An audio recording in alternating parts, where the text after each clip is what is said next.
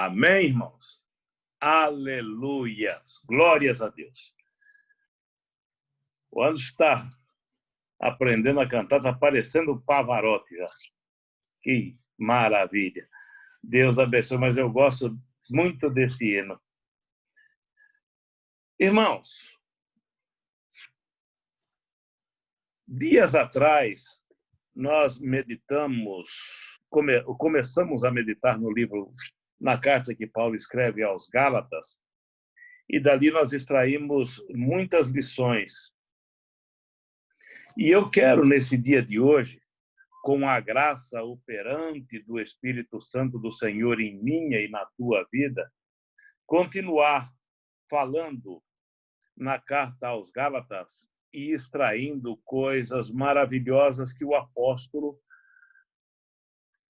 passou para o povo da Galácia e se estende para nós nos dias de hoje. No capítulo 1 da carta aos Gálatas, nós ali havíamos, num dos pontos principais daquele capítulo, era Paulo ficando ali admirado por ter pregado a palavra de Deus ao povo, e o povo se alegrou, o povo se contentou, o povo recebeu os ensinamentos, o povo aceitou a Cristo, o povo recebeu a Cristo, e num momento de um pequeno vacilo, lobos devoradores adentraram aquela cidade e começaram a desfazer a pregação de Paulo, apresentando facilidades para que o povo pudesse ali encontrar a Cristo, ou melhor, oferecendo atalhos ou impondo condições em que Paulo não havia ensinado, tanto é que leva Paulo a chamar a atenção dos Gálatas que, se eles recebessem um outro evangelho, a não ser aquele que ele havia pregado, seria uma maldição.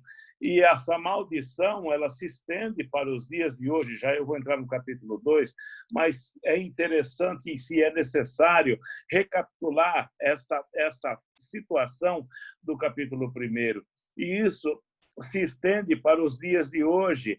Muitos estão levando um evangelho maldito, estão se tornando maldito. Por exemplo, aquele que anuncia um evangelho que não condiz com as escrituras sagradas, ele é um maldito. E aquele que ouve e dá ouvidos para um evangelho maldito, também ele vai se tornar maldito.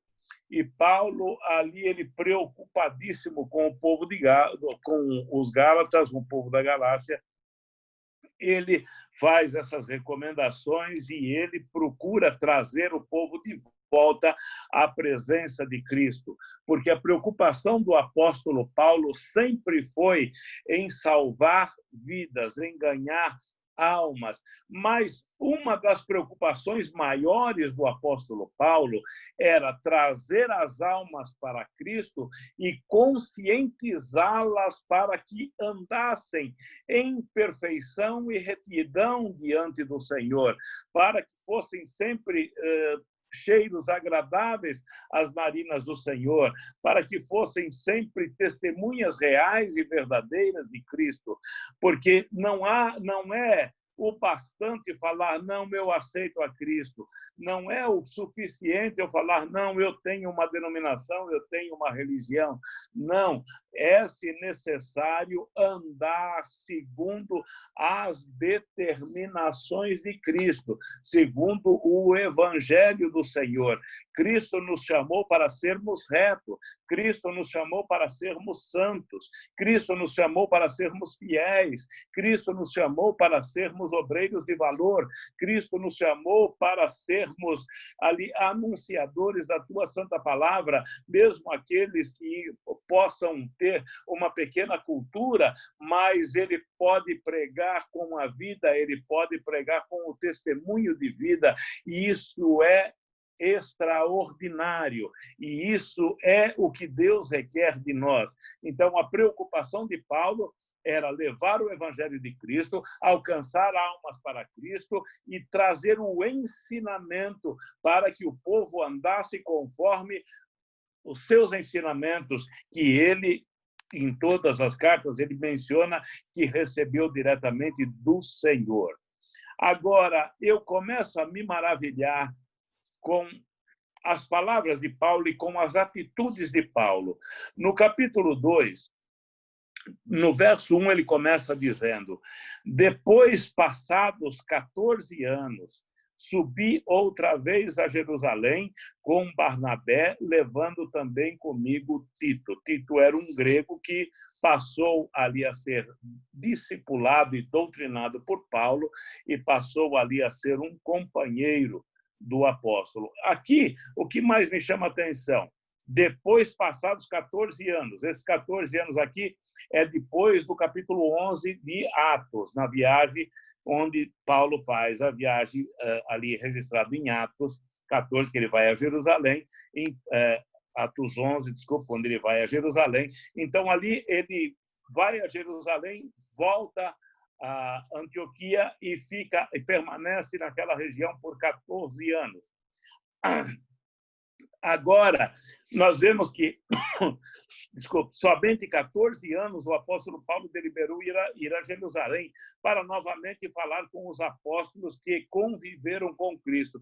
Agora, entenda bem isso. Nós estamos falando de um Paulo, um homem que recebia as orientações diretamente de Deus, um homem que era cheio do Espírito Santo de Deus, um homem que tinha uma capacidade, uma sabedoria extraordinária. Por favor, ouça muito bem o que eu vou falar agora, porque isso é para os nossos dias atuais. Então, Paulo, sendo um homem de Deus inquestionável, ele chegou um momento em que ele fala: não, eu recebo as orientações de Deus, mas eu estou numa igreja, eu estou em um ministério e eu preciso ir até os meus irmãos que na patente eclesiástica estão acima de mim e eu preciso ir ter com eles para receber orientações e para apresentar o trabalho que eu estou desenvolvendo. Embora que eu recebi de Deus, eu recebi de Jesus, mas que eles possam ali também entender para ver se eu não cometo falhas. Isso é louvável. Paulo, sendo o homem que era, que ele depois, mais tarde, vai ser intitulado do maior dos apóstolos, ele tinha a necessidade de ter sobre ele uma autoridade espiritual e um reconhecimento de que ele devia partilhar aquilo que ele faz. Ele não era individualista, ele era uma pessoa que andava em comunidade, em coletividade. Ele tinha prazer de ali dividir com os irmãos, com aqueles que eram as colunas, a palavra de Deus para que desse um bom andamento na obra do Senhor. No verso 2, ele vai dizer: e subi por uma revelação, e lhes expus o evangelho que prego entre os gentios, e particularmente aos que estavam em estima, para que de maneira alguma não corresse ou não tivesse corrido em vão. Olha aqui a palavra de Paulo, a preocupação com a palavra de Deus. Notem, os irmãos, muitos hoje querem levar a palavra de Deus de qualquer jeito, querem fazer a obra de Deus de qualquer jeito, de qualquer maneira, querem fazer da casa de Deus algo que, ou podemos até dizer, ou desmerecer a casa de Deus. Mas Paulo tinha uma preocupação tremenda de falar: eu estou pregando esse evangelho, eu estou agindo desta maneira, mas será que não houve para mim algum erro de interpretação? Será que eu entendi bem aquilo que me foi trazido? Será que eu estou andando direitinho conforme devo andar? Isso deve ser a posição e a situação de um crente. Olha, quem está passando por essa situação não é um obreiro comum, trata-se de um apóstolo Paulo, o maior dos apóstolos, e ele tinha uma preocupação, falar, não, a maneira que eu estou trabalhando, a maneira que eu estou pregando, a maneira que eu estou conduzindo a igreja, eu preciso conversar com os meus companheiros ou os meus superiores para ver se eu estou da forma correta, porque eu não quero correr em vão, eu não quero andar de qualquer maneira e eu não quero fazer a obra de Deus de uma forma displicente, eu não quero fazer a obra de Deus de uma forma errada. Tudo tem que ser de conformidade com Deus. Eu preciso ter uma orientação, eu preciso levar esta posição, essa situação aos meus companheiros. Então, Paulo aqui deixa claro que ele subiu a Jerusalém motivado por uma revelação. Olha que coisa maravilhosa. Paulo estava preocupadíssimo com a forma em que ele estava dirigindo a igreja, com a forma que ele estava anunciando a palavra, e aquela preocupação vinha. Então, Deus, creio eu, isso aqui agora é uma figuração minha, e Paulo perguntando a Deus, Senhor, eu estou reto, Senhor, o que eu devo fazer? Senhor, como fazer? Aí Deus lhe dá uma revelação. Note isso aqui também, que é muito importante.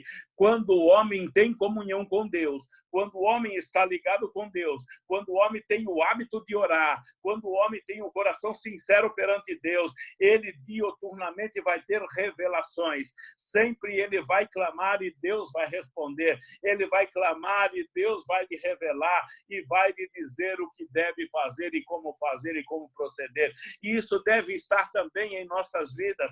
Nós devemos estar em constante oração, em constante comunhão com o Senhor, para termos a direção do Espírito Santo de Deus, para que nós não venhamos a dar passos errados e que nós não venhamos a entristecer o Espírito Santo do Senhor em nossas vidas. E isso, para termos uma comunhão e para andarmos em retidão perante o Senhor, necessário é estarmos em perfeita comunhão com o Senhor nosso Deus, o Deus de poder, o Deus soberano, o Deus que tudo sabe, o Deus que tudo pode, o Deus que tudo vê. Aleluias!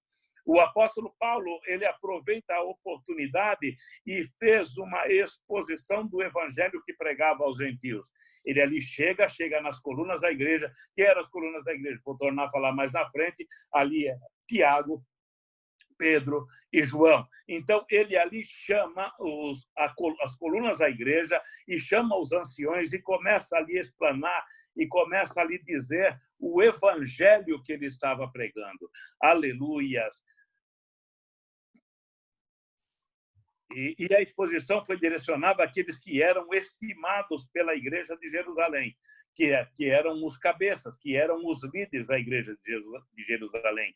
E ele expôs o evangelho que estava sendo pregado aos gentios com o intuito de verificar se não havia nenhuma discrepância entre o evangelho que estava sendo anunciado, comparando com o evangelho exposto pelos outros discípulos. Paulo estava preocupadíssimo se ele estava cometendo algum erro. Por que essa preocupação de Paulo? Porque durante esses 14 anos foram 14 anos de trabalho árduo levando o evangelho do Senhor, mas nós sabemos que sempre quando queremos pregar um evangelho de verdade, um evangelho genuíno, um evangelho puro, sempre aparecem os maus obreiros ou os maus pastores que querem apresentar facilidades, ou melhor, posso até dizer, atalhos para se seguir a Cristo. E ali não era diferente naquela região onde Paulo se encontrava. Ele anunciava o evangelho de uma maneira, mas existiam os maus crentes, mais tarde nós vamos ver, os maus cristãos ou os falsos cristãos que apresentavam ali uma forma de conduta diferente da de Paulo. E ali Paulo, preocupado com isso, ele vem a Jerusalém e começa a explicar aos líderes da igreja como ele estava pregando, como era a obra que ele estava fazendo. E esta exposição ou verificação foi realizada durante o Concílio de Jerusalém. Esse concílio, se vocês depois analisar, quiser deixar marcado aí, leia com bastante atenção depois o livro de Atos dos Apóstolos, no capítulo de número 15. Ali vai estar o relato do concílio, a decisão que ali foi tomada. E a exposição de Paulo, ela foi diante de alguns dos irmãos que parecia ter um maior destaque na igreja. Eles demonstram que pareciam ser, porque diante do evangelho de Cristo, a aparência do homem não é levada em conta. Então, a aparência deles pareciam ser maiores, pareciam ser grandes, mas para Deus não existe diferença. Quando nós somos nascidos de Cristo, quando nós estamos verdadeiramente em Cristo, Deus nos vê de uma forma única.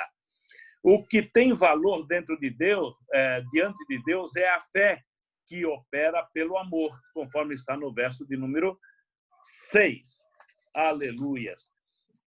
Eu quero agora pular com os irmãos, eu vou pular o 3 e o 4, que Paulo ali vai continuar falando do que ele, da maneira que ele estava trabalhando.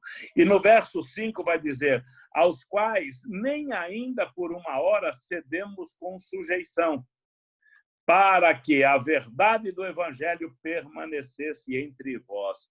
Olha que maravilha! Aos que nem ainda por uma hora cedemos com sujeição, para que a verdade do evangelho permanecesse entre vós. Então, Paulo não admitia de jeito nenhum que entrasse um outro evangelho, entrasse uma outra fala, ou um outro ensinamento, ou uma outra direção, e que viesse lhe persuadir. Isso é a posição do crente. Eu estou firmado em Cristo, eu tenho a palavra de Cristo, eu tenho os ensinamentos na minha igreja, eu tenho os meus líderes a quem eu vou pedir socorro, e eu não vou aceitar vozes estranhas, eu não vou me deixar levar por convites falsos, convites mentirosos. Eu vou permanecer neste caminho. Paulo não se submeteu às determinações judaizantes, nem mesmo por um instante, por ser aquele um momento estratégico e decisivo para a continuidade da verdade do Evangelho. Nós podemos ver isso em Atos, capítulo 15, versos de 2 a 5. Então, esse é o Evangelho. Esse é o Evangelho que vai me dar a verdadeira condição de servir a Cristo com excelência. Estrategicamente, para a propagação do Evangelho entre os judeus, Paulo fez com que Timóteo fosse submetido à circuncisão. Mas não foi para a salvação, não foi circuncidado para a salvação, e sim para que eles obtivessem uma melhor abertura quanto à proclamação do Evangelho. Vamos verificar isso em Atos, capítulo 16, verso 3. Porém, quanto à visita a Jerusalém, Paulo demonstra que não devemos nos curvar, nem por uma hora, a ensinamento errôneo. Não devemos nos curvar de maneira nenhuma para ensinamentos errôneos. E o que nós mais vemos hoje nas igrejas, infelizmente, é com tristeza no coração que eu falo isso, é o que mais vemos hoje nas igrejas, são ensinamentos errôneos. Por quê? Porque muitos líderes descompromissados com a palavra de Deus, então eles autorizam, eles regem um povo para uma, não vou dizer liberdade, para uma libertinagem, oferecendo e dando oportunidade para que os irmãos, para que os crentes venham a fazer tudo aquilo que não se deve, tudo aquilo que é contrário a Deus. Por que fazem isso?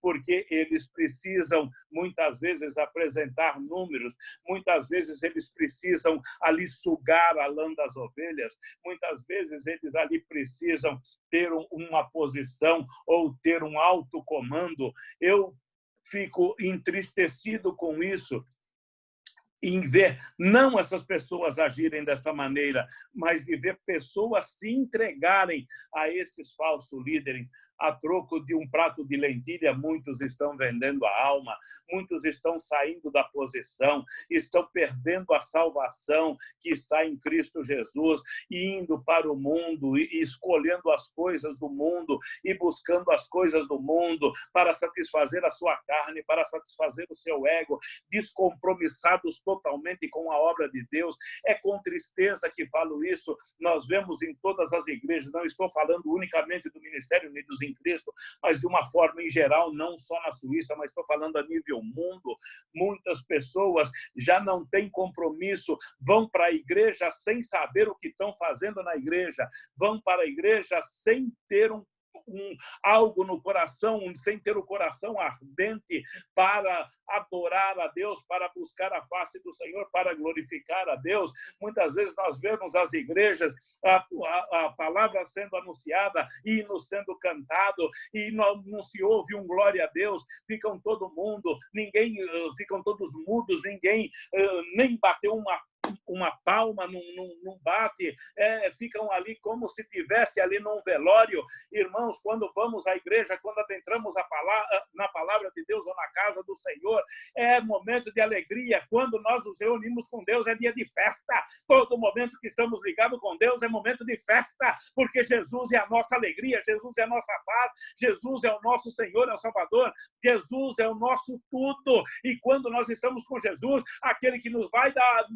nos levar para o céu, nos pôs no caminho de salvação. Irmãos, isso é motivo de nós estarmos alegres, satisfeitos, contentes, glorificando o nome do Senhor. Ei, Jesus está conosco, eu vou adorar o meu Deus. Agora eu vou adorar o meu Deus de lábios fechados, eu vou adorar o meu Deus de braços cruzados, eu vou adorar ao meu Deus de olhos fechados. Que adoração é essa?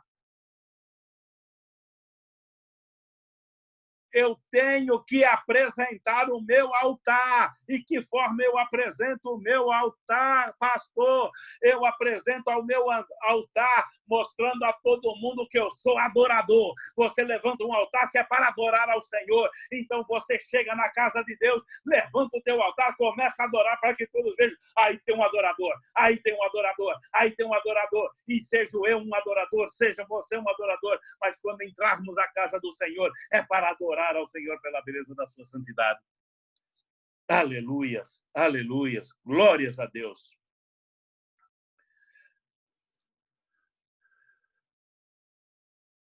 Porém, quanto da visita a Jerusalém, Paulo demonstra que não devemos nos curvar, nem por uma hora, para ensinamentos errôneos. Não podemos ser condescendentes a erros que comprometam a verdade do Evangelho. Ei, irmão, você conhece o Evangelho? Ah, pastor, mas eu entrei na igreja ontem. Então comece a frequentar os cultos de ensino, de estudo da palavra de Deus, que você vai passar a ser conhecedor do Evangelho também. Ah, pastor, eu estou 50 anos na igreja, mas ainda não aprendi o Evangelho. Mas ainda é tempo. Você tem 50 anos, você pode ter até 80, mas você ainda não morreu. E se você está vivo, é tempo para aprender, é tempo para se dedicar, é tempo para crescer na presença de Deus. Frequente assiduamente os cultos. Eu vejo, vou até pôr um ponto aqui, eu acompanho aqui pelo aparelho na tela, e o que me entristece muito, muitos chegam, entram na hora que começa o culto, começa o louvor, muitos entram na live, aqui a tela documenta, mas 2 minutos a pessoa já sai da tela e já não volta mais. Meu Deus, então por que entrou? Então não tem comprometimento, não tem interesse. Me desculpe, mas eu tenho que falar isso. Porque se entrou de início, então permaneça nele. Ou não há interesse? Ou passou só para ver como é que estava a situação? A situação é clara, é palavra de Deus anunciada. É palavra de Deus. Ah, mas eu gosto mais que o Severino prega, eu gosto mais que o Bastião prega. Ei, não importa quem está pregando, é palavra de Deus.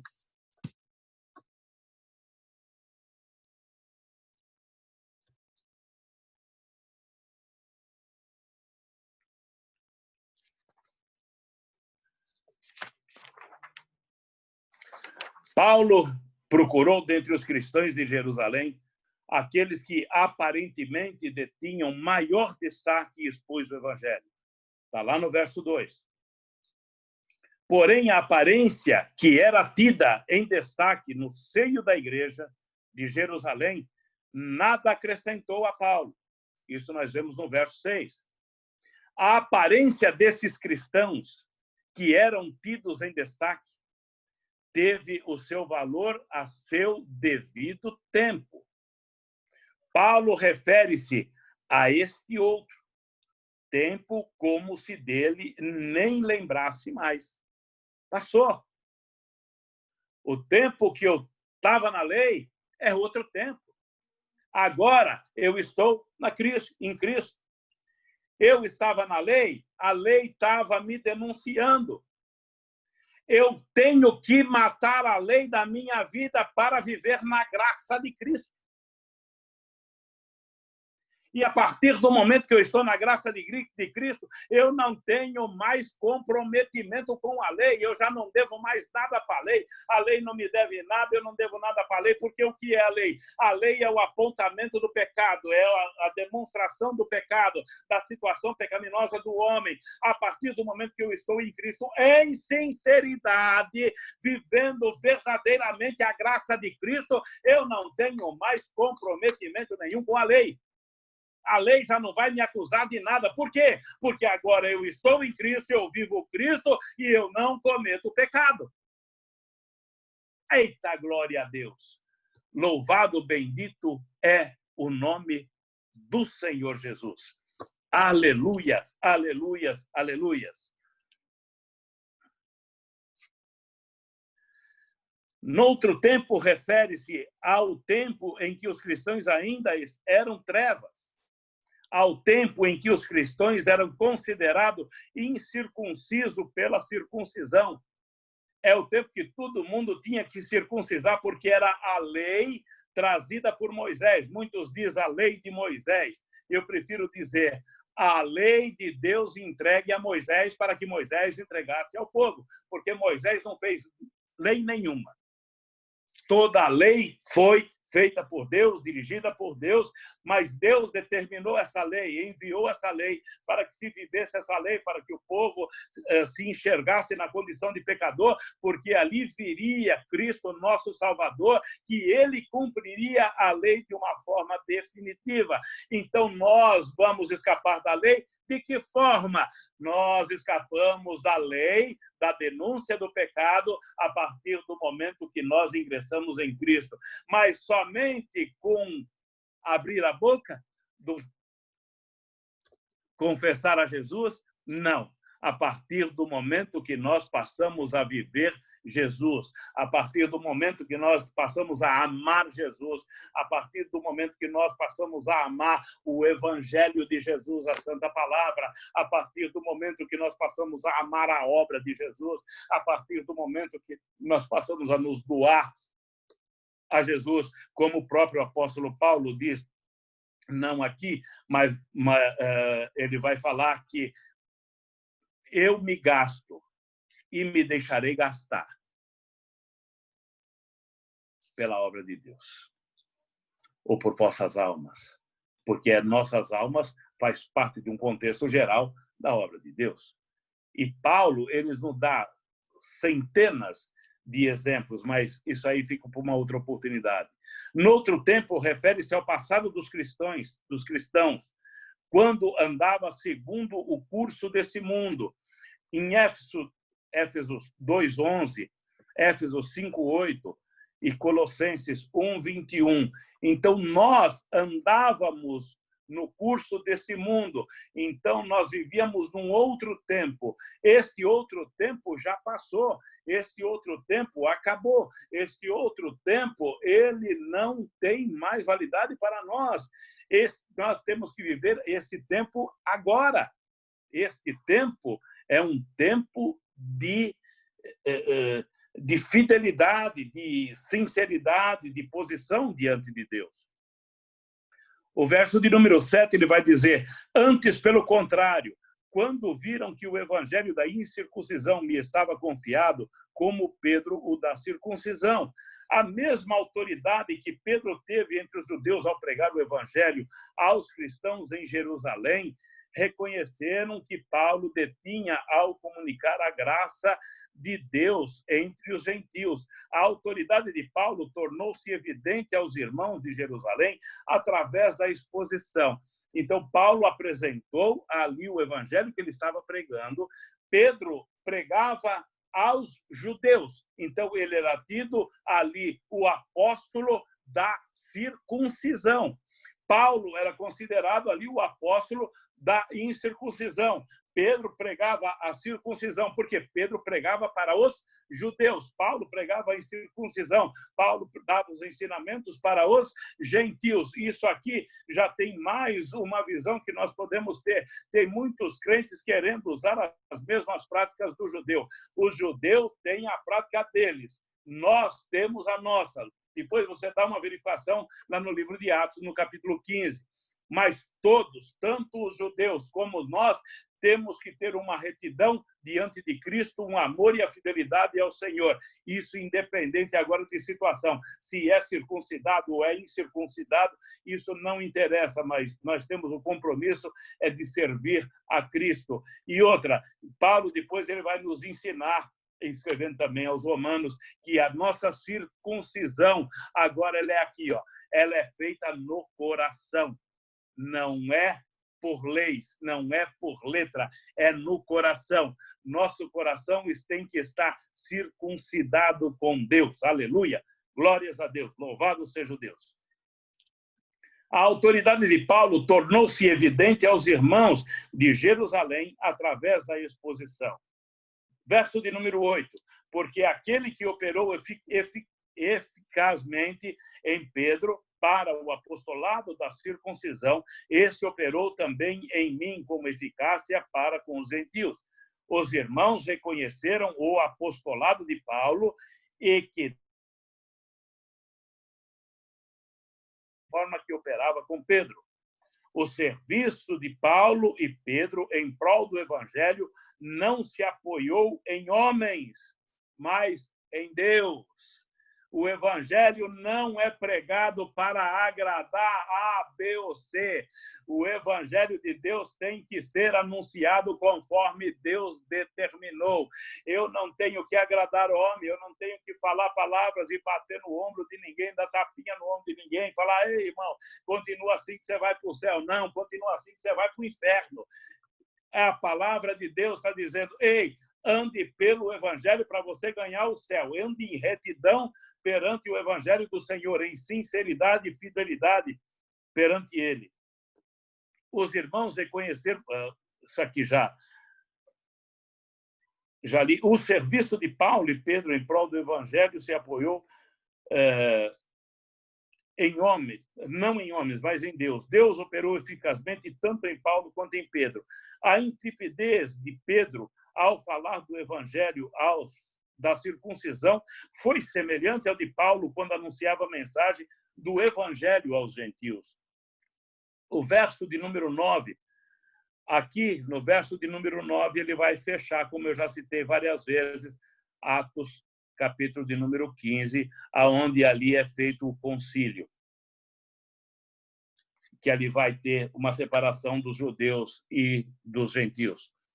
No verso 9 diz, e conhecendo Tiago, Cefas e João, que eram considerados como as colunas, a graça que me havia sido dado, deram-nos a destra. Então, eles deram a direita a Paulo, receberam a Paulo em comunhão comigo e com Barnabé, para que nós fôssemos aos gentios e eles a circuncisão.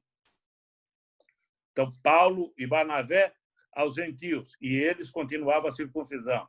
O relato de Paulo aos cristãos da Galácia demonstra que o evangelho que ele anunciava nunca esteve divorciado do que era apregoado pelos outros apóstolos. Pedro, João e Tiago eram considerados como colunas da igreja, e quando se inteiraram do serviço desenvolvido por Paulo entre os gentios, não o recriminaram. Antes, estenderam-lhe a mão, demonstrando que estavam em plena comunhão. Quando o homem está voltado a Cristo, quando o homem tem a direção do Espírito Santo de Deus, existe comunhão, não existe divisão e não existe separação. Com isso, estava claro que Tiago, Pedro e João também aceitaram o serviço de Barnabé, que trouxe o apóstolo Paulo aos outros apóstolos. Atos 9, 27. Não sei se vocês lembram, eu já falei várias vezes isso. Quando Paulo chegou, Paulo era olhado assim com um canto de olho. Ninguém dava muita coisa a Paulo. Todos olhavam para Paulo assustado, com medo. Muitos até queriam rejeitar a Paulo. Mas foi ali Barnabé que comprou a briga, falou, não, eu estou com Paulo, eu vou andar com Paulo e eu vou ser responsável por Paulo. Glórias a Deus por isso. É isso que nós precisamos em nossos dias. Muitas vezes chega alguém em nosso meio, ao invés de nós o abraçarmos, nós desfazemos da pessoa para ela não voltar mais. Assim estava Paulo. E o que esse ensinamento nos traz para nós? Ei, irmão, irmã, em nome do Senhor Jesus, chegou alguém diferente da igreja, não desfaça dele em nome do Senhor Jesus. Vai, dê um abraço, cative ele, faça ele se sentir à vontade, porque muitas vezes uma alma permanece na igreja, isso tanto faz ou um crente que está afastado do evangelho, ou uma pessoa que está vindo pela primeira vez. Se vocês soubessem a importância que tem de uma boa recepção, a pessoa ser recebida com alegria, ser recebida assim de forma prazerosa, a pessoa se sentir em casa, a pessoa se sentir em família, isso é maravilhoso, isso é glorioso. Meu Deus do céu, como isso é bom.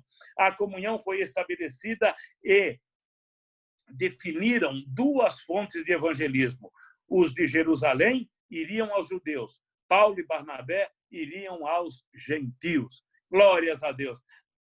Barnabé abraçou Paulo, ficou lá uma infinidade de tempo com Paulo, trouxe Paulo para Jerusalém, apresentaram o evangelho. Agora eles estão voltando novamente os dois juntinhos. Glórias a Deus.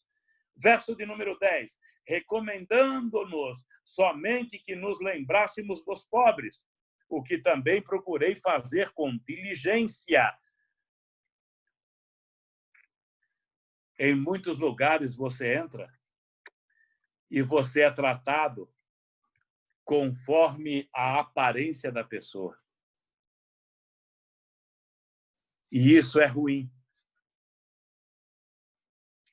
Olha aqui qual foi a posição que Tiago deu para Paulo.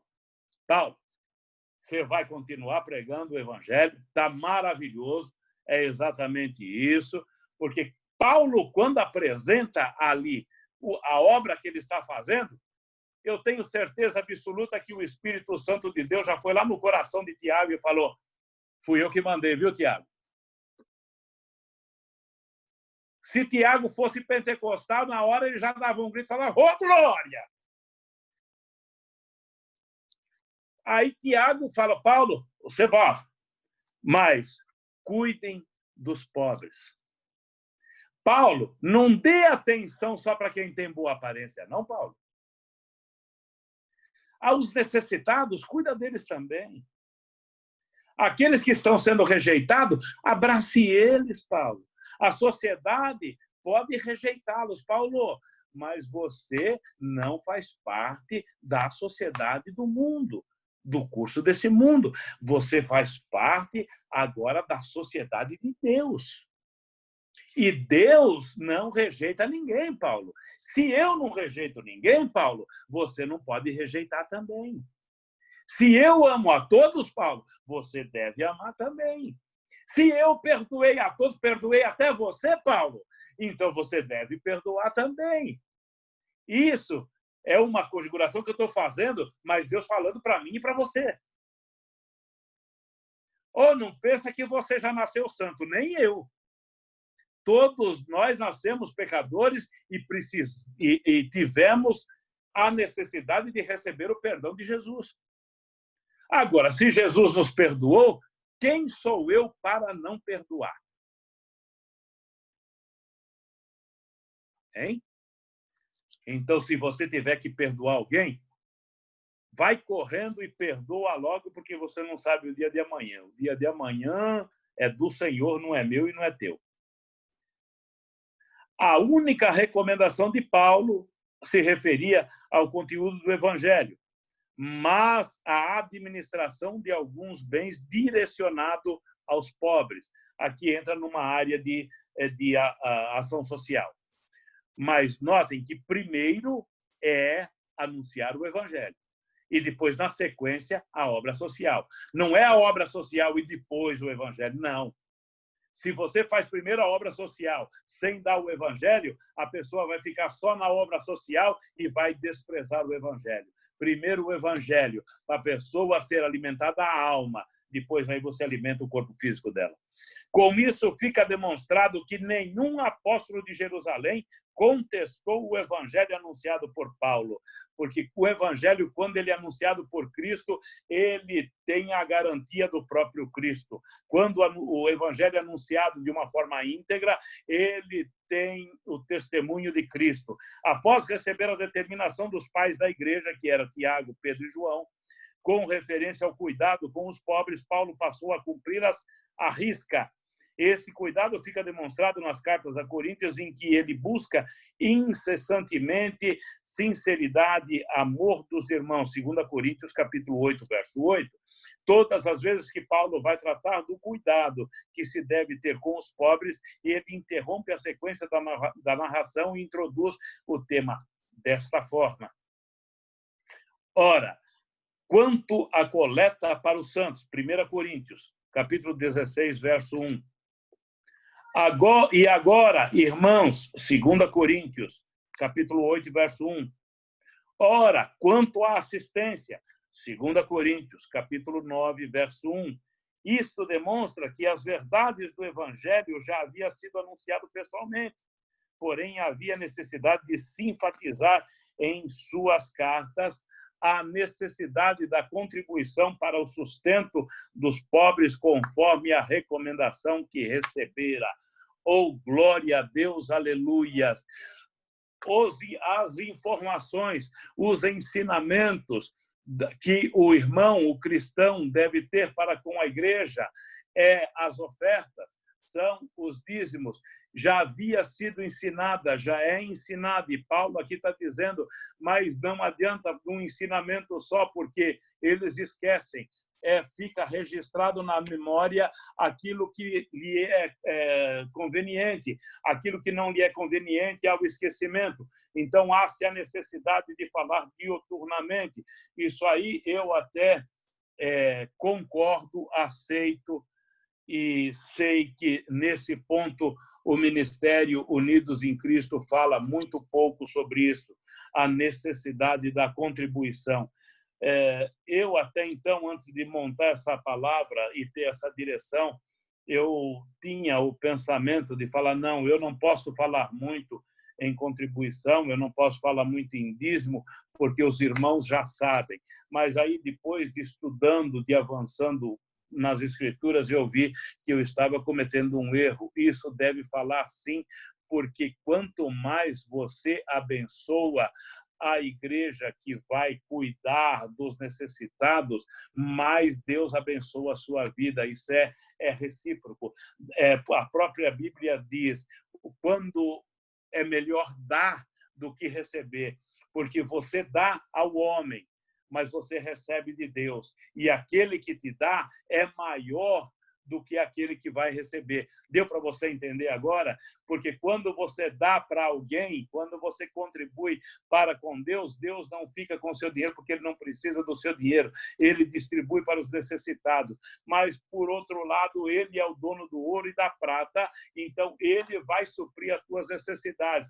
Porque quem cuida de você não é aquele que vai receber o teu dom. Quem cuida de você é aquele que te dá o dom. E ele é maior, ele é soberano, ele é o Deus de poder, é o Todo-Poderoso.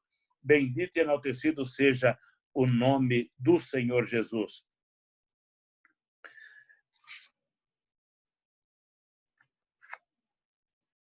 Verso de número 11. E chegando Pedro, a Antioquia, lhe resisti na cara, porque era repreensível. Deu para os irmãos sentirem aqui? Se fosse numa luta livre ou luta de boxe, eu não sei o nome das lutas, hoje seria um confronto de dois pesos pesados. Pedro de um lado, Paulo de outro. Mas quando tem um confronto nessa situação, você sabe quem prevalece?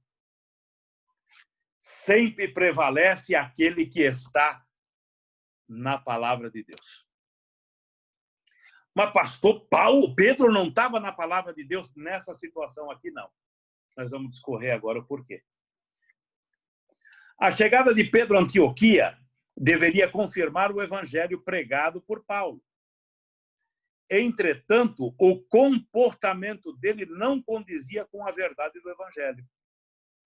Como o comportamento de Pedro poderia influenciar o evangelho de Cristo? Por ele ser uma das colunas da igreja. Paulo não se conteve e o resistiu, ou seja, o repreendeu. Paulo viu um comportamento errado em Pedro e Paulo não deixou quieto. Paulo repreendeu a Pedro.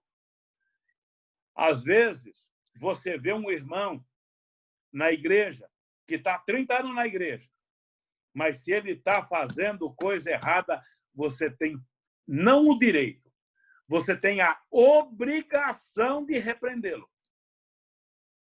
Porque a igreja de Cristo é santa.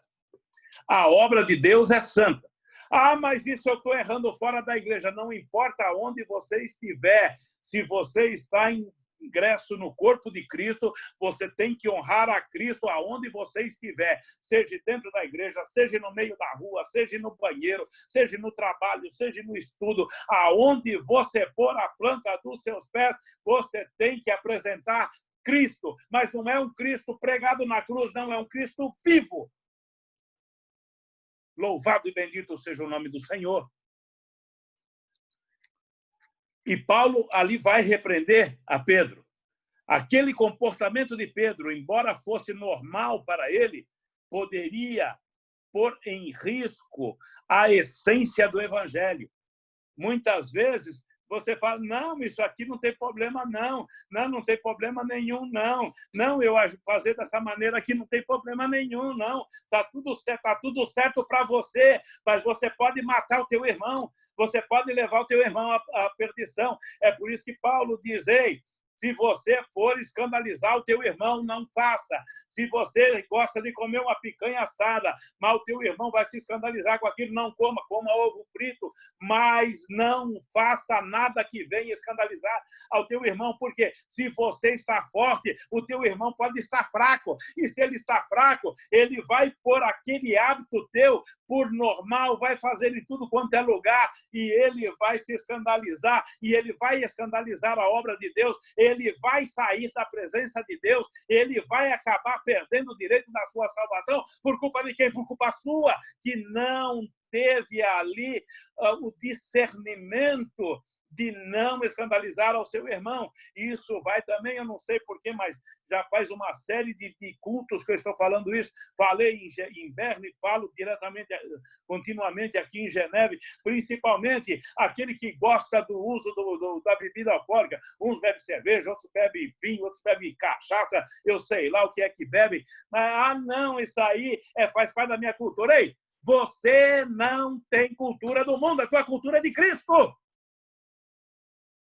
Não importa o lugar terreno que você está, não importa aonde você estudou ou cresceu. O que importa é que hoje você faz parte de Cristo. Aleluia.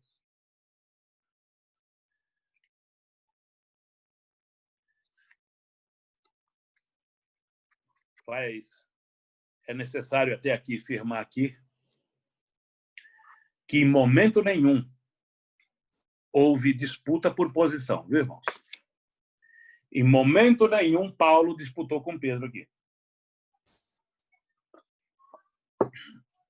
Paulo estava repreendendo Pedro porque Paulo amava Pedro. Muitas vezes, o crente pensa, poxa, o irmão me repreendeu, o pastor me repreendeu, o meu líder me repreendeu, ele não gosta de mim, ele tem bronca de mim, engano seu. Porque assim como Deus repreende um pastor, o pastor tem por obrigação a repreender a todo irmão que comete alguma falha. Por que Deus repreende o pastor? Porque Deus ama ele. E por que o pastor repreende uma ovelha? Porque ama a ovelha. Porque pastor nenhum, líder nenhum de verdade quer ver uma ovelha perder a salvação. Quer que todos tenham a salvação. Então, a disciplina, quando acontece a disciplina na igreja, irmãos, gravem isso na sua cabecinha linda. Quando acontece disciplina na igreja, não é por castigo, é por amor. Para que aquela alma viva, para que aquela alma não se perca, para que aquela alma se reencontre no caminho da salvação. Louvado e bendito seja o nome do Senhor. No verso 12, eu só quero ler mais 3 versículos, porque a minha hora já esgotou. Mas é 3 versículos que nós precisamos aqui analisar. Porque antes que algum tivesse chegado da parte de Tiago, comia com os gentios. Mas, depois que chegaram, se foi retirando e se apartou deles, temendo os que eram da circuncisão. Deu para entender aqui? Muitos estão preocupados mais com a placa denominacional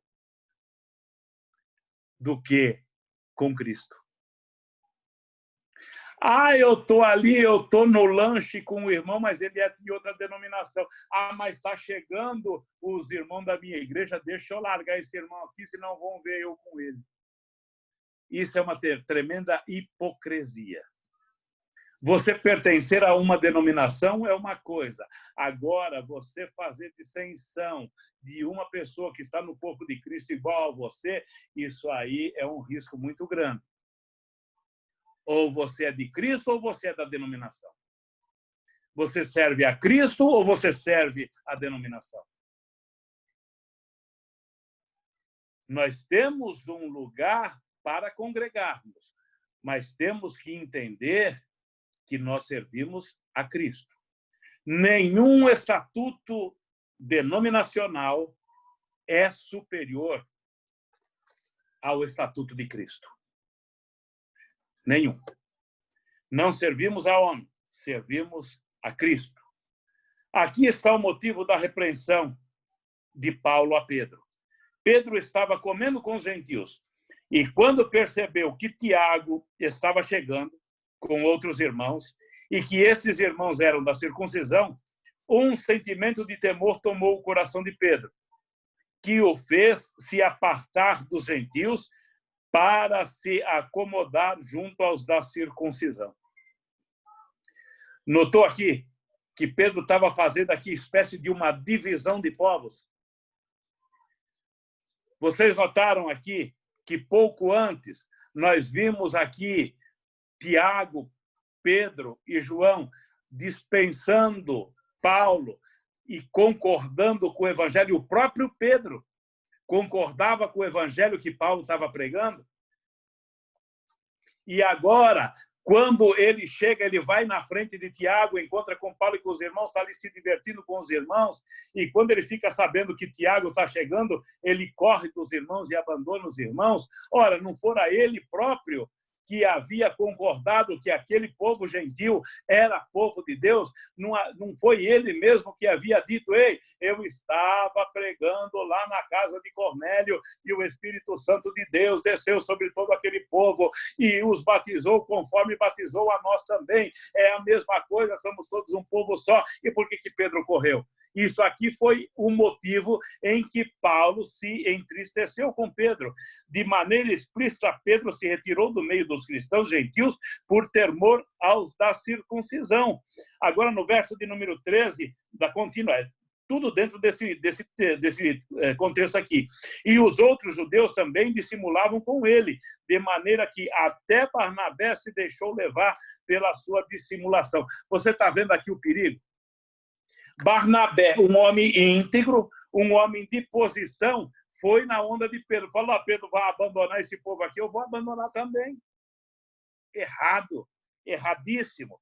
A dissimulação de Pedro contagiou outros cristãos de origem judaica, de forma que até Barnabé se deixou levar.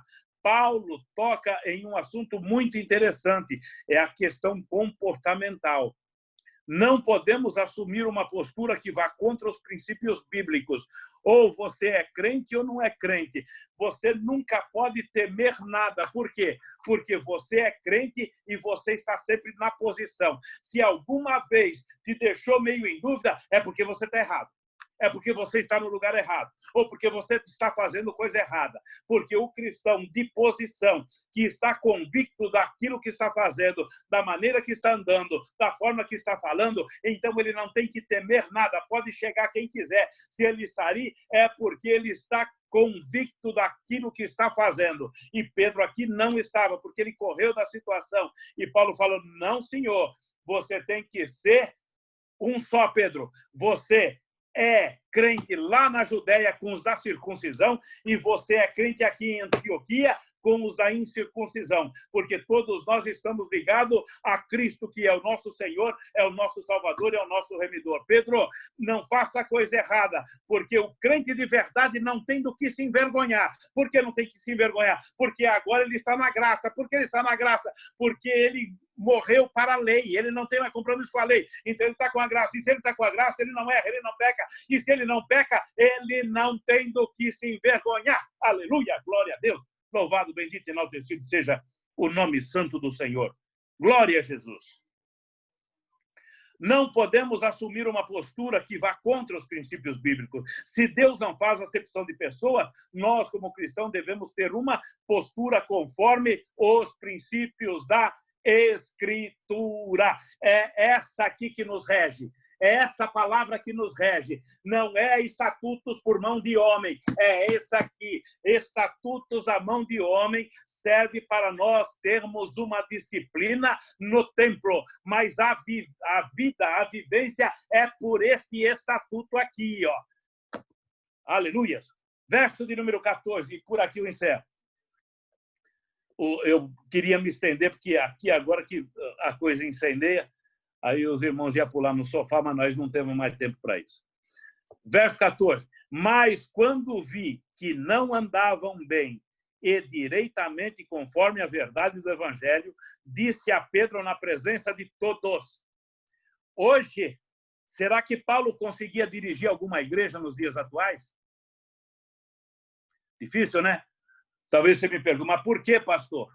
Porque hoje, infelizmente, os crentes é cheio de mimimi. Ainda está no leite, ainda não estão comendo mocotó. Porque o pastor não pode abrir a boca, ele sai da igreja. O pastor não pode falar nada, que ele... Ai, eu sou sensível. O pastor não pode falar nada, que ele vai ler isso aqui, homem bruto, cadê o amor? Mas aqui Paulo está repreendendo a Pedro no meio de todo mundo. Porque se fosse nos dias de hoje, pastor, se o senhor quer me chamar a atenção, o senhor me chama lá no gabinete pastoral, o senhor deixa todo mundo embora, o senhor tranca a porta, deixa bem isolado para ninguém ouvir. Viu, pastor? Porque isso aqui, senão, vai me entristecer, vai me envergonhar. E Pedro ouviu Paulo chamar a atenção dele no meio de todo mundo. E Paulo diz, Pedro, se tu és judeu e vive com os gentios, você estava aqui agora vivendo com os gentios e não como judeu? Por que agora você quer obrigar que os judeus vivam que os gentios vivam como judeu? Ô Pedro, na casa de Deus não tem 2 pesos e 2 medidas, não, Pedro. A obra de Deus é santa e ela é regida por uma lei. E essa lei é determinada dos altos céus pelo Cristo Jesus, nosso Senhor, nosso Salvador e Remidor. Não tem 2 pesos e 2 medidas. É 1 peso e 1 medida, Pedro. Alguns exemplos a seguir da parte de Paulo e da parte de Pedro. Anota aí que aqui eu encerro. Paulo saiu em defesa do Evangelho. sem buscar uma posição melhor ou em destaque da igreja. Paulo, ele não quis nem saber quem era que estava errando, mas Paulo precisava defender o evangelho. Paulo precisava defender a igreja de Cristo. Paulo precisava honrar o nome de Cristo. E é o que muitas vezes muitos crentes não fazem nos dias atuais. Muitos não querem honrar o nome de Cristo. Muitos não estão nem aí para a igreja de Cristo. Muitos não têm compromisso com a obra de Cristo. Muitos fazem a obra de Cristo. Quando fazem, ainda fazem de qualquer jeito, de qualquer maneira. Muitos entram na igreja, saem da igreja, olhando no relógio para ver que hora que o pastor vai terminar o culto, porque tem que sair correndo para casa e a obra fica tudo para Pedro, Tiago e João fazer. Muitos não têm ali amor à obra, muitos ainda não entenderam qual é a essência da obra, o valor da obra, ainda não se entregaram com a obra, e quando sai da igreja correndo, chega na casa e liga aquele lindo televisor que Deus deu ali as condições para comprar, aí a pessoa liga o televisor e fica até 1, 2 horas da madrugada vendo filme, vendo novela, vendo show, vendo isso, vendo aquilo, mas na igreja não pode passar 5 minutos. Na igreja não pode levar uma cadeira. Na igreja não pode guardar um copo. Na igreja não pode passar uma vassoura, porque tem tempo, tem horário a cumprir. Mas chega dentro de casa, vai dormir de madrugada, no dia seguinte perde até o dia do trabalho, de tanto que dormiu, porque foi dormir tarde na televisão, ou na conversa, ou no telefone, ou no Zap, ou no sei lá o que eu não sei o nome de todos esses meios virtuais. Mas para a igreja, não. Então, é fazer a igreja de qualquer maneira. Então, Paulo estava ali zelando pela igreja. Não me importava se Pedro era o superior dele, se Pedro era a coluna da igreja, mas se a coluna não estava em condições, ele ia derrubar o prédio. A coluna ela tem que estar firme para sustentar o templo.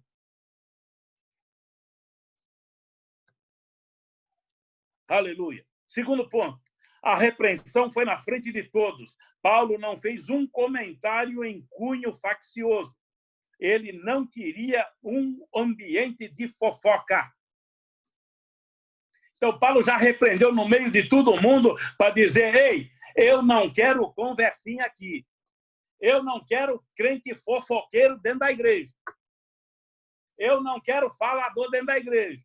Eu não quero diz que me diz, porque a igreja é o templo, é a casa de Deus, e aqui a única coisa que se pode falar aqui é glória a Deus, aleluia, Deus é bom, louvado seja Deus, bendito é o Senhor, é a única coisa que se pode dizer dentro da casa de Deus, aleluia. Louvado, bendito e enaltecido seja o nome do Senhor. Terceiro ponto, a repreensão foi na presença de todos para que nenhum dos cristãos que presenciaram a dissimulação saíssem com a ideia de que havia uma distinção entre judeus e gentios após a conversão. Paulo foi na frente de todo mundo ali para que ninguém viesse falar: não, porque fulano é protegido, não, porque ciclano é mais protegido, não, porque Beltrano é amigo disso, não, porque o fulano lá tem a simpatia do ciclano. Não, a igreja de Deus somos todos iguais e Jesus é soberano em nossas vidas. Louvado, bendito e enaltecido seja o nome do Senhor. Ninguém é maior do que ninguém na obra de Deus. Na obra de Deus, todos somos iguais perante Deus, salvo a linha eclesiástica. Isso, como eu já falei, é uma situação para disciplina, para termos ordem na obra de Deus. Mas não pode haver conversinha, e ninguém é mais amado do que ninguém. Todos são amados iguais. Se eu não tiver o mesmo amor para com todos, eu digo a vocês com toda a sinceridade do meu coração, se eu não tiver o meu amor por igual com cada um de vocês, eu rasgo a minha patente, eu vou lá na convenção, eu me destituo, paro de pregar o evangelho, porque aí eu não sirvo para ser pastor.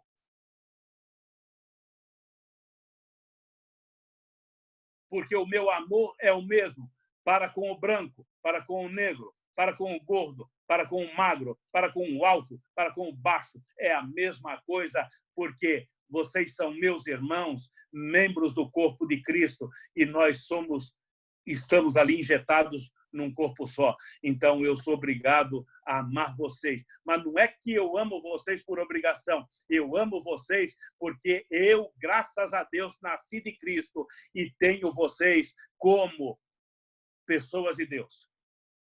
Louvado, bendito e enaltecido seja o nome do Senhor. A palavra foi dirigida a Pedro, o responsável por aquele clima de dissimulação.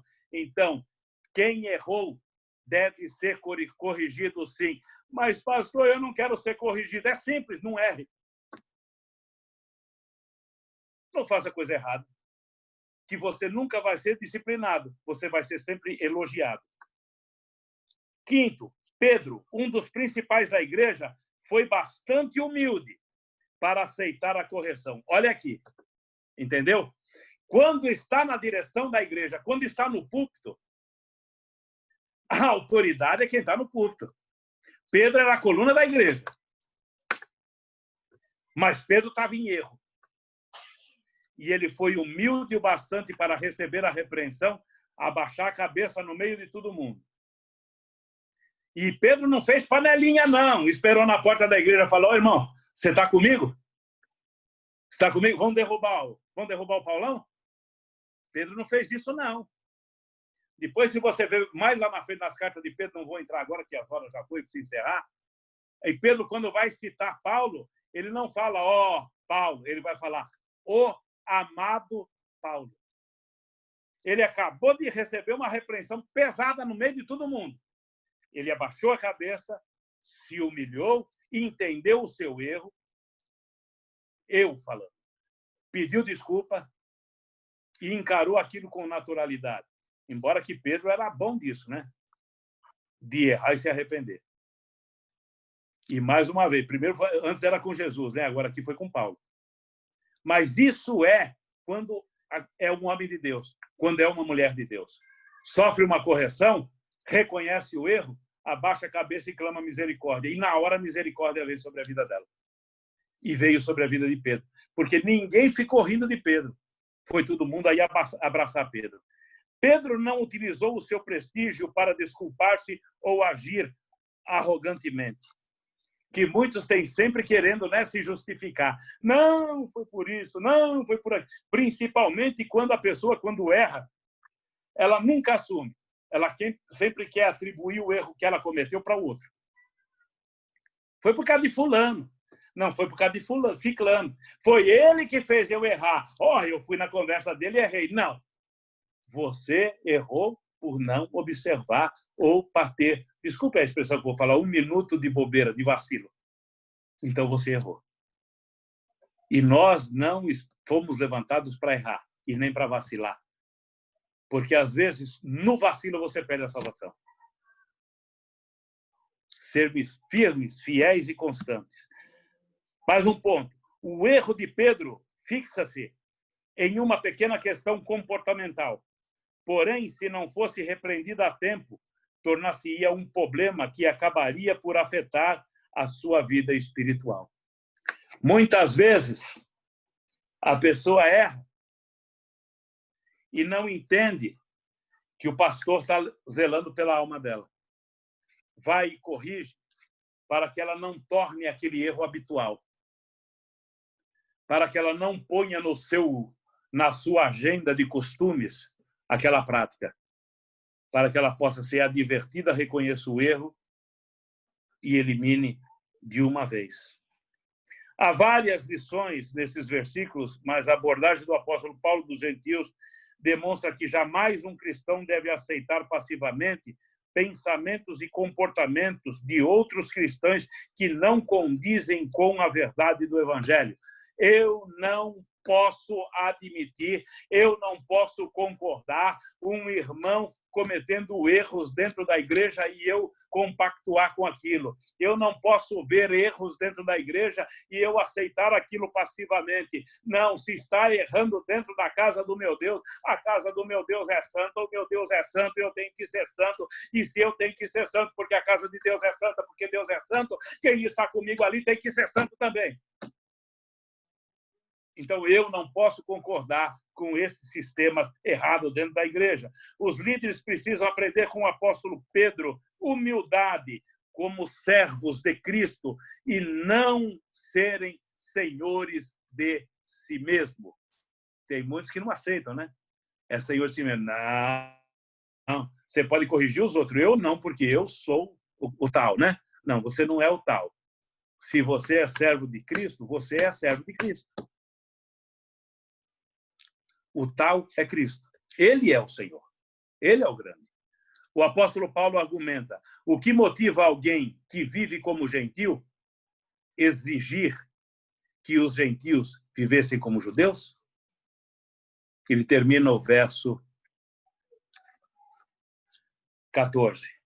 Aí tem mais versos. Agora, eu não vou falar nele aqui, não, porque isso aqui é longo, é muito longo, eu gastaria muito tempo e agora já foi. Mas marque aí na sua Bíblia o verso de número 18.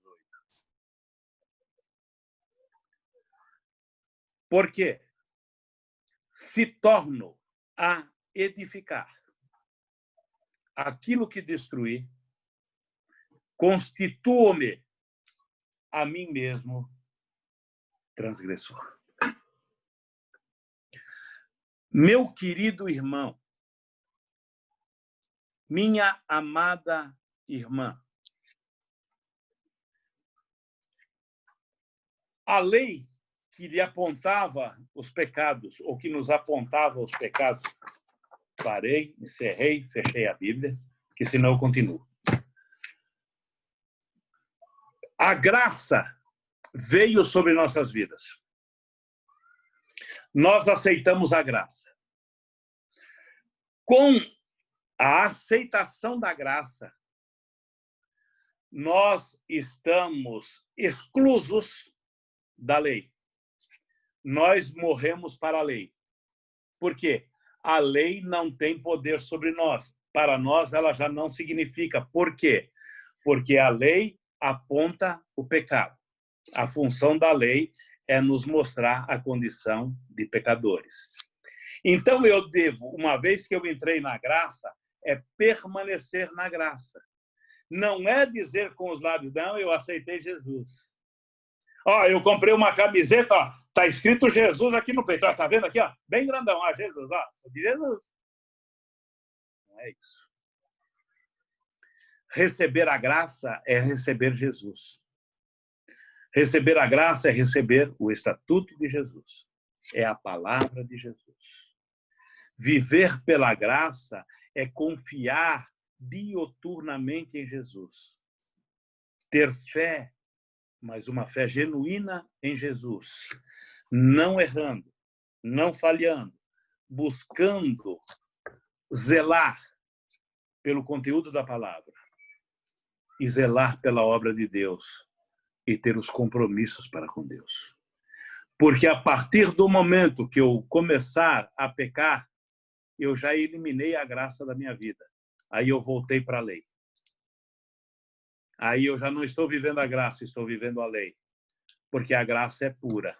A lei aponta pecado.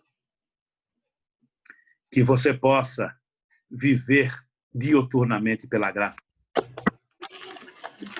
do Senhor, seja contínuas em sua vida. Deus abençoe. Guarde essa palavra. Se Deus assim o permitir, eu estou terminando um estudo e o título Desfrutando das Bênçãos de Deus. Tenho certeza que aí vocês vão pular, o Labareda vai chorar muito, mas na semana que vem estaremos falando sobre esse tema. Tiago fez aniversário, hein? Tiago, da Narla, fez aniversário. Pastor Anderson. Sim, pastor. Aí agora o senhor faça as conclusões, lembrando que daqui de Geneve o irmão Tiago Moraes aniversariou no dia de ontem. Amém. Amém. Eu não sei se tem mais alguém daí de Berne, de Thun. Pastor, tivemos sim, né? Primeiro, agradecer a Deus por essa excelente palavra de direção para os nossos corações, que é sempre necessário, né? E o que é mais lindo, ou que é sempre lindo, é que é sempre dentro da palavra de Deus, né? E isso é o que é o mais importante. E sempre foi assim e continuará sendo até a volta de Deus, né? Se ele não nos levar antes. Se ele nos levar antes, né? Glória a Deus também. Pastor, nós tivemos o aniversário da irmã Maria Aparecida no dia 23 de julho, né? Passou, então nós vamos estar orando pelo aniversário dela. E nós tivemos na segunda-feira, orado, né? Mas nós tivemos na segunda-feira também o aniversário da irmã Mayra, né? Mayra Labareda. Ok. E hoje aqui também tem uma princesa aqui de Geneve. Já está fazendo 3 meses, rapaz. Eu, a cada dia que passa, eu vejo que fico mais velho. Já pensou? A Eloá já está fazendo 3 meses. Nasceu esses dias, rapaz, já faz 3 meses. Eita, Jesus. Glória a Deus. Mas não se alegra só porque eu estou velho, não, porque você também fica, viu? Estou vendo.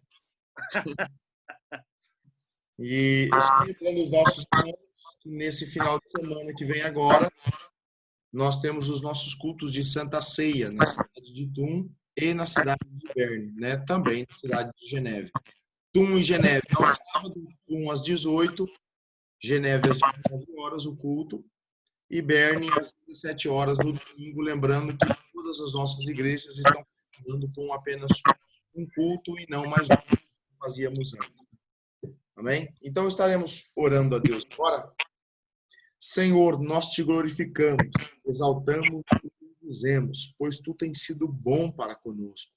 Somos infinitamente gratos a ti pela maravilhosa palavra que o Senhor trouxe, Pai, direcionando os nossos corações, como devemos andar, viver e nos portar. Senhor, isso tudo colocado pelo Senhor como doutrina, como direção, Senhor, como regra para a vida daquele que é salvo, para a vida daquele que foi tocado. Que não venhamos perder isso, Senhor, e somos gratos a ti por nos trazer à memória aquilo que nos dá esperança. Que o Senhor possa continuar abençoando a vida do teu servo, Dilson, ministrando sempre ao coração dele e direcionando a tua igreja como tem feito. Papai amado, trazendo-nos em memória agora a vida, Senhor, dos nossos irmãos que estão aniversariando, que aniversariaram dias.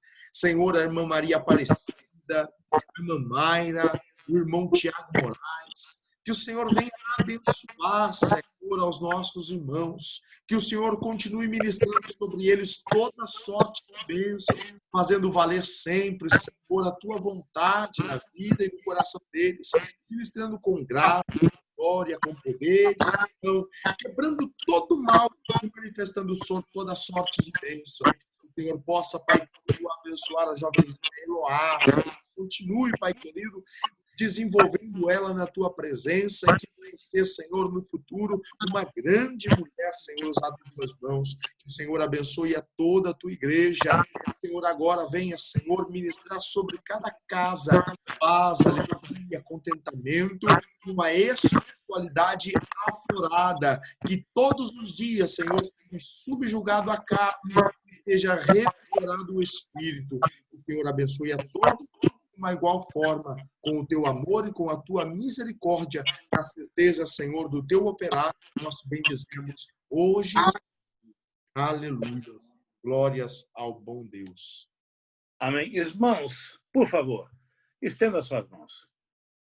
Que o amor de Deus, o nosso Pai, a graça de nosso Senhor e Salvador Jesus Cristo, a comunhão e as consolações do Espírito Santo de Deus seja com toda a igreja, como ela vive e reina para todo sempre, o povo de Deus diz amém.